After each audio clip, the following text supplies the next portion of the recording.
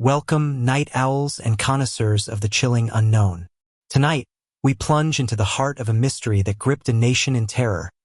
A figure so unsettling he became a modern urban legend. The Smiling Killer, America's terrifying ghost. Before we unravel the enigma behind the grin, if you're drawn to tales that stalk the edges of sanity, please take a moment to hit that subscribe button. Your support helps us bring these dark narratives to light.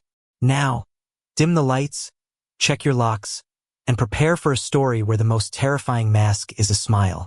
The quiet suburban sprawl of Meadow Creek, Ohio, was the epitome of peaceful American normalcy. Manicured lawns, tree-lined streets, the gentle hum of sprinklers on summer evenings, it was a place where nothing truly bad ever happened. Until the night the smile appeared. It began subtly, an isolated incident dismissed at first as a deranged prank. The victim was Sarah Jensen, a vibrant college student known for her late-night study habits. Her apartment, usually a hive of activity, was found eerily silent one Tuesday morning. The police found no forced entry, no signs of struggle, nothing stolen. Sarah was simply gone. The only anomaly was a chilling detail left behind. A crudely drawn, yet unmistakably wide and unsettling smile, daubed in red paint on the wall above her empty bed. It was too broad, too unnatural, a grotesque parody of human cheer. The local police chief, Detective Miller, a man hardened by years of petty crime and domestic disputes, initially scoffed. Some sicko art student, he'd grumbled, assigning it to a junior officer. But then, 3 weeks later, across the state in a small town called Greenleaf, a similar disappearance occurred. Mark and Lisa Peterson, a retired couple, vanished from their well-secured home. Again, no forced entry, no struggle, no theft. And there, on the kitchen wall, a fresh, vibrant red smile, identical to the one in Sarah Jensen's apartment, stared back at the responding officers. This time, Detective Miller, alerted by a curious state investigator who'd read the Meadow Creek report, felt a cold dread trickle down his spine. This wasn't a prank. This was a signature. The media, initially slow to react to isolated disappearances, quickly caught on. The smiling face abductor, the grinning ghost, the smile killer headline screamed, fanning the flames of public fear. The unsettling nature of the signature, so innocent yet so profoundly sinister, captured the collective imagination. A wide, red smile began to appear in nightmares across the Midwest. The case was assigned to a specialized FBI unit, led by Agent Lena Hansen. Lena was a profiler, sharp, intuitive, and haunted by her own past. She'd seen the darkest corners of humanity, but this case felt different. The absence of a body, the lack of traditional motive, no ransom, no sexual assault, no theft, and the bizarre calling card made it unique. It wasn't about violence. It was about presence through absence, about terror through a symbol. Lena and her team immersed themselves in the victims' lives. Sarah Jensen, intelligent, socially active, no known enemies, no dark secrets. The Petersons, quiet, well-liked, pillars of their community, no financial woes, no hidden past. They were, in every sense, normal people. This randomness was perhaps the most terrifying aspect of all. The smiling killer wasn't targeting a specific demographic. He was targeting anyone, or perhaps no one specific, making everyone a potential victim. The pattern solidified with the next disappearance, this time in a bustling city, far from the quiet suburbs. Thomas Reed, a successful architect, vanished from his high-rise apartment. Again, the chilling absence, the untouched belongings, the red smile on the living room wall. This was no localized phenomenon. This killer was mobile, adaptable, utterly untraceable. Lena's profile began to take shape, chilling in its implications. This was not a killer driven by rage or lust or greed. This was a killer driven by control, by a profound, almost artistic need to impose his will and leave his mark. The smile wasn't a taunt. It was a signature of ownership, a statement of power. And the lack of bodies suggested either meticulous disposal or a chilling desire to keep his victims, to possess them in some unspeakable way. He was a ghost because he left no physical trace beyond the paint. The investigation was a frustrating dance in the dark. No fingerprints, no DNA, no witnesses. The entry points were always a mystery: locks untouched, windows unbroken. It was as if the killer simply materialized, performed his chilling act, and then dissolved back into the ether. This gave rise to the nickname America's Terrifying Ghost. People began to believe he could walk through walls, that he was more than human. Lena, however, refused to believe in ghosts. She believed in psychology, in motive, in the meticulous application of forensic science. She theorized that the killer was a master of observation, perhaps someone who worked in a field that gave him access to homes, or someone with an uncanny ability to exploit blind spots in security. The paint, though common, provided no leads. It was like chasing smoke. Public fear escalated into a quiet hysteria. Communities began to lock down, neighborhood watches were formed, parents kept their children indoors. The simple act of smiling, once a sign of joy, became a source of unease, a reminder of the lurking menace. People started to scrutinize familiar faces, wondering if a cheerful neighbor or a helpful stranger might hide a dark secret behind their grin. The paranoia was as effective a weapon as any blade. Lena and her team worked relentlessly, chasing every lead, no matter how tenuous. They reviewed thousands of hours of security footage, analyzed paint samples, interviewed countless witnesses, but the smiling killer remained elusive. He was a phantom, leaving only the chilling red grin in his wake, a silent testament to his terror. The psychological toll on Lena was immense. She found herself staring at smiles, dissecting them, trying to find the crack in the facade. She had nightmares of a wide, unblinking grin floating in the darkness. The victims' families, their grief turning to desperate pleas, weighed heavily on her. They wanted answers, wanted justice, but most of all, they wanted their loved ones back. And Lena, with every passing day, felt the crushing weight of her inability to deliver. The case became a national obsession, discussed on every news channel, every talk show. Psychologists debated the killer's motives. True crime enthusiasts theorized his methods. The smile became an icon of terror, reproduced in chilling Halloween costumes and morbid internet memes. The killer had achieved a perverse form of immortality, a terrifying presence in the collective consciousness. Lena knew that a break in the case wouldn't come from a dramatic discovery at a crime scene. It would come from understanding the why. Why the smile? Why the disappearances? What did the killer gain from this profound, unsettling void he left behind? She believed the answer lay not in the physical world, but in the twisted landscape of his mind. She needed to get inside his head to understand the logic of the smile before he faded completely back into the shadows. A truly terrifying ghost that might never be caught, leaving an indelible crimson grin etched onto the American psyche. The chase was not just for a killer. It was for a ghost, a terrifying symbol that mocked all understanding, leaving only fear and the chilling whisper of a grin. As the disappearances continued, spaced out by agonizing weeks or months, the lack of progress gnawed at Agent Lena Hansen. The public's fear had morphed into a weary resignation, punctuated by occasional bursts of renewed terror whenever a new smile appeared. The media cycle moved on to other crises, but the legend of the smiling killer lingered, a permanent shadow over the American landscape. Lena, however, refused to let it become just another unsolved mystery. It had become her obsession.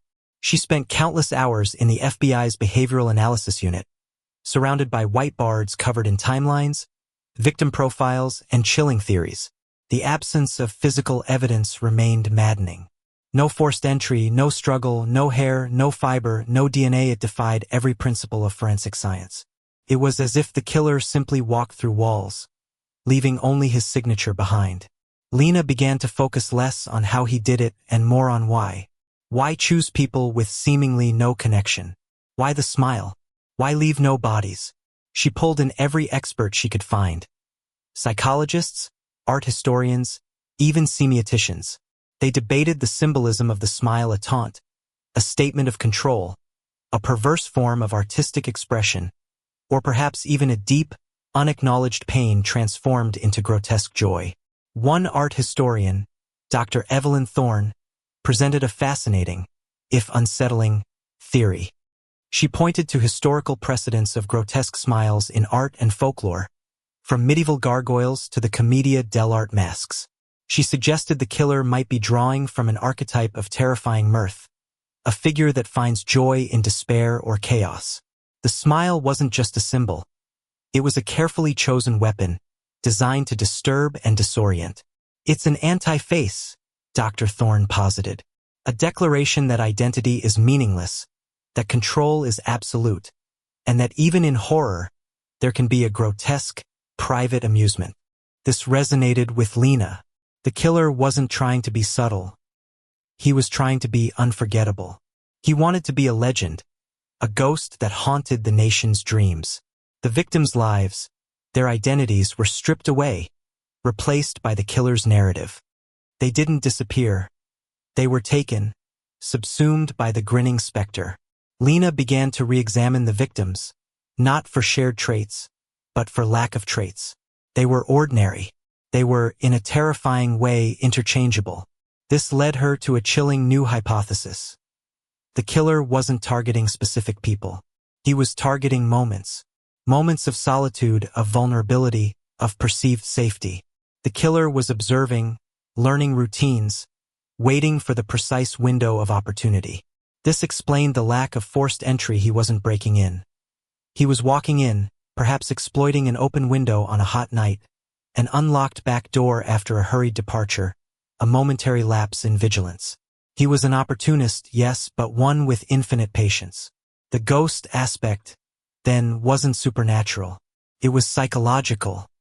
He was a phantom because he left no trace, because he moved unseen, and because the horror he left behind was so profoundly unsettling that it seemed to defy human agency. He was a master of psychological warfare, making people fear their own shadows, their own forgotten habits. The investigation shifted to surveillance. Undercover agents were deployed to communities where similar disappearances had occurred, monitoring local routines, looking for anomalies. They set up hidden cameras, hoping to catch a glimpse of the phantom at work. But the killer remained elusive, a whisper in the wind. He seemed to possess an uncanny ability to sense detection, or perhaps his opportunities were so fleeting that no camera could capture them. One of the more unsettling developments in the case was the emergence of online communities dedicated to the Smiling Killer. They ranged from legitimate true crime forums to morbid fan groups, even some who posted bizarre, almost reverent theories about the killer's message. Lena found this particularly disturbing. The killer had achieved his goal. He was not just a criminal. He was a cultural phenomenon, his terrifying grin etched into the digital landscape. Some even tried to recreate the smiles, leaving fake ones in public places, causing widespread panic and diverting already stretched resources. Lena found herself increasingly isolated in her pursuit. Colleagues, burned out by the fruitless search, began to scale back their efforts. The public, while still fearful, had learned to live with the phantom, a dark cloud on the horizon. But Lena couldn't let go. She saw the victims' faces in her sleep, haunted by their silent pleas. She knew the killer was out there, perfecting his craft, emboldened by his perceived untouchability. A crucial, yet subtle, pattern emerged from the old case files of the very first disappearances.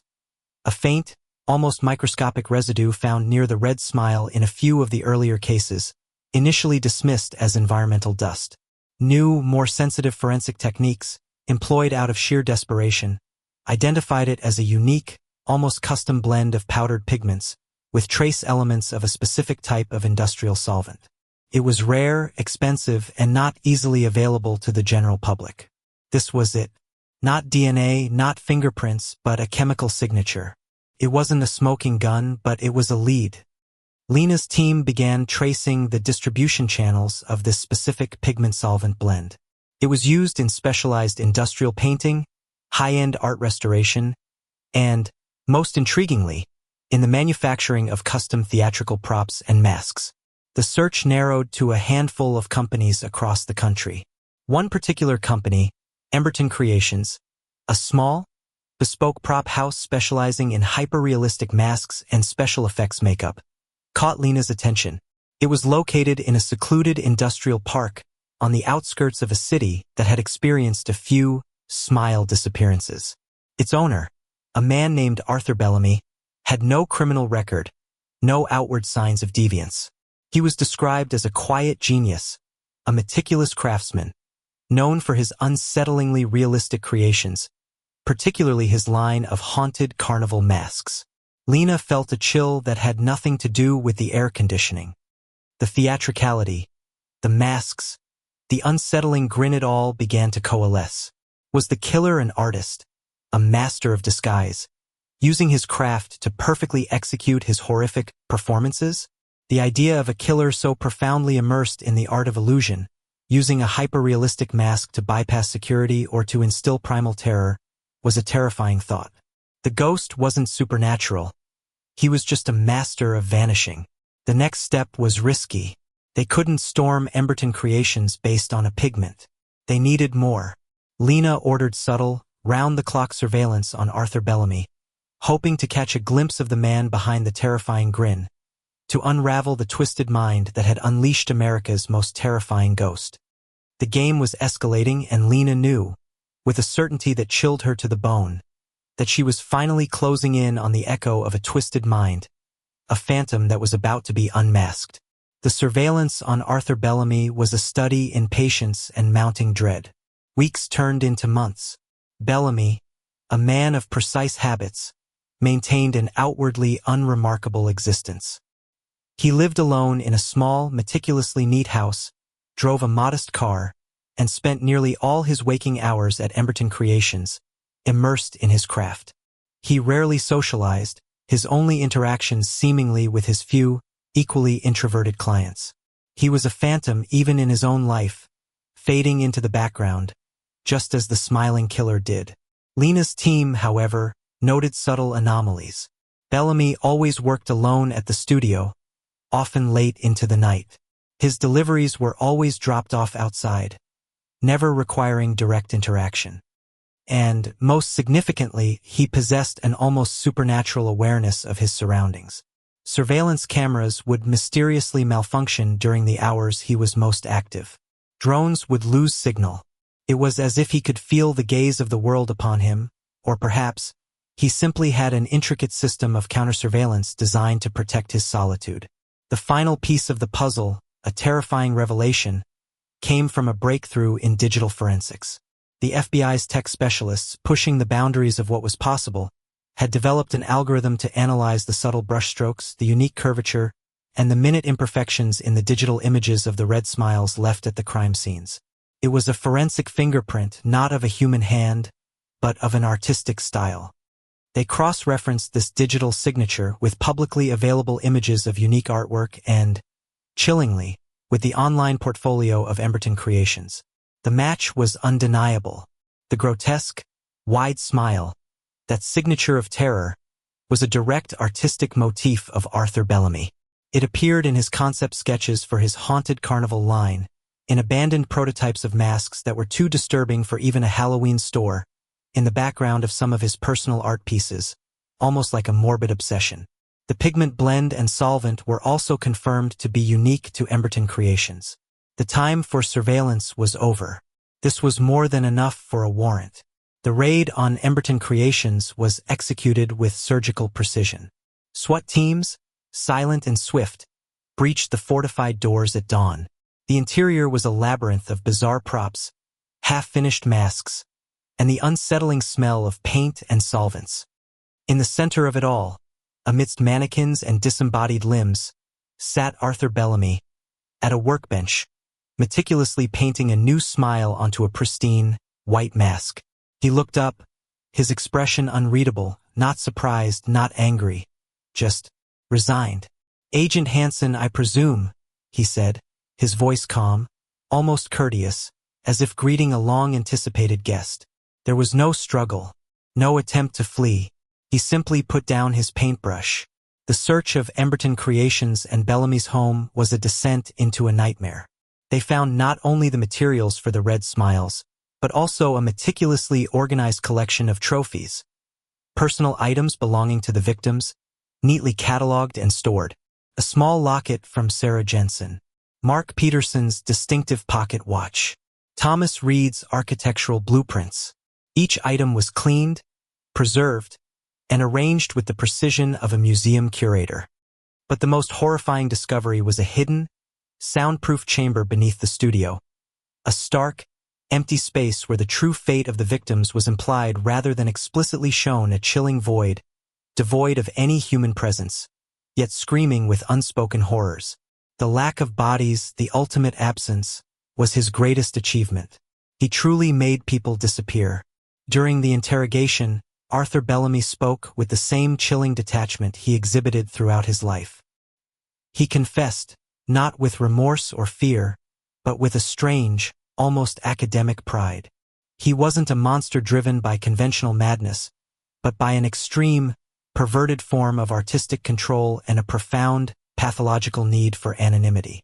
He explained his methodology with clinical detail. His extensive reconnaissance, his almost intuitive ability to identify exploitable vulnerabilities in security, his mastery of blending into the background. The lack of forced entry?